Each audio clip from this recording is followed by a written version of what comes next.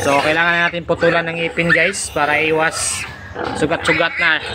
Kakalabas lang, nag-aaway na yan. So puputulan natin ng ngipin ngayon.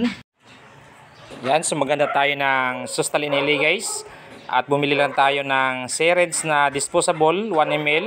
Ang ibigay lang po natin for prevention, Sustalinili 0.2 ml bawat biik. So maganda yan guys para dahil sagad tayo magputol ng ngipin at may sugat. So maganda yung may protection, prevention.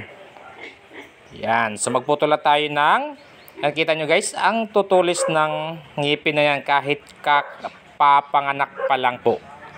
Kita nyo gaano katulis yan. So para maiwasan yung magkasugat-sugat at hindi masaktan si Mama Pig, para walang problema sa pagpapadidi, so kailangan natin putulan kaagad ng ngipin. So sagad po ako magputol guys para wala po talagang makakadamage, hindi nakakadamage yung ngipin. So bawat tracers po may kanya-kanyang procedure, may kanya-kanyang diskarte. Yung iba sa 3 days na nagpuputol, yung iba pinuputulan ng ngipin within sa mismong araw, pero yung matulis lang yang pinuputol. Sa akin sagad, tapos 12 to 24 hours dyan ako nagpuputol ng buntot, ngipin, tsaka nagbibigay ng antibiotic.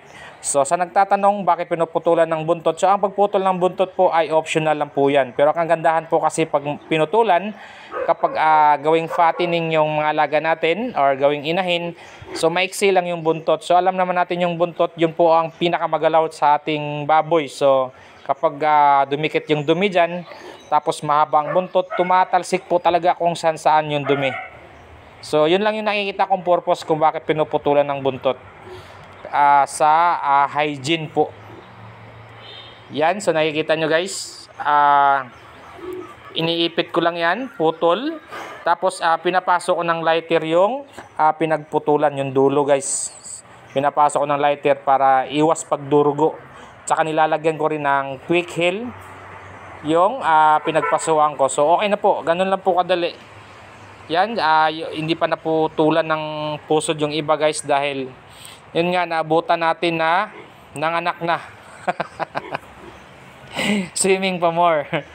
So pag uwi natin, nailabas na lahat, pati placenta. So 14 lahat ipinanganak po ito. Tapos may 2 nalunod dahil sayang. Pero okay lang guys dahil 12 piglets po yan. So okay po yan. Masaya nga ako sa 10, 12 pa kaya. So mas masaya sana kung 14 kung nabantayan ko. So wala po kasi sa due pa. 109 days po kasi siya ng anak. So unexpected. So okay na rin. So yan, 4 lang yung lalaki, tsaka 8 yung babae. So ito yung mga gamit natin guys. Syringe, antibiotic, clip, tsaka yung cutter, pamputol ng ngipin.